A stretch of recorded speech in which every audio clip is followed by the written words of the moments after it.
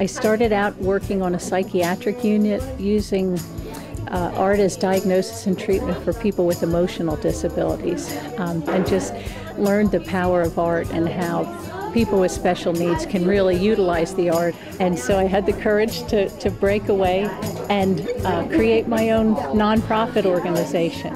What colors are in the ocean? What colors do you think? So many populations respond to the arts, and so Art Therapy Express, we go into the schools, many different school districts, and students that have trouble verbally expressing themselves are able to, through the arts, say what they want to say. You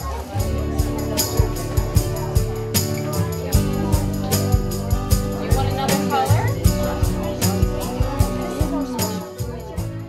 The students are using any kind of movement that they have. The students have disabilities, but they can use any of their abilities to make art. They can use a lot of different movements with their heads or their feet, using their hands in different ways to make art than a typical student might use. So they definitely get joy out of creating, and I think for a student who doesn't have a way to communicate, that art can be a way that they can express themselves. 1, 2, 3. Woo!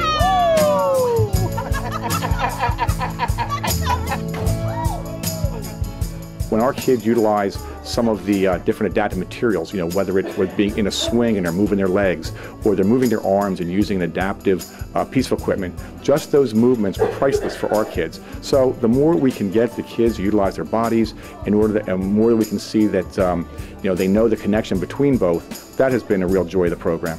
Art has one way of putting the internal out on paper, and we all get to support and celebrate their successes. Everybody learns differently, everybody works differently, and in the end, everybody can do it. And you just watch them work, kids work together, and it's just really, it's very special. They are different people for having done this and for having this friendship. I really think they've changed. And I feel like we've changed too, just by having the opportunity. And just acceptance and appreciation of all people. What's your favorite brush to use? The big brush, the little brush, or the sponge? You want to use the sponge? Nothing like this exists that I know of in even the tri-state area.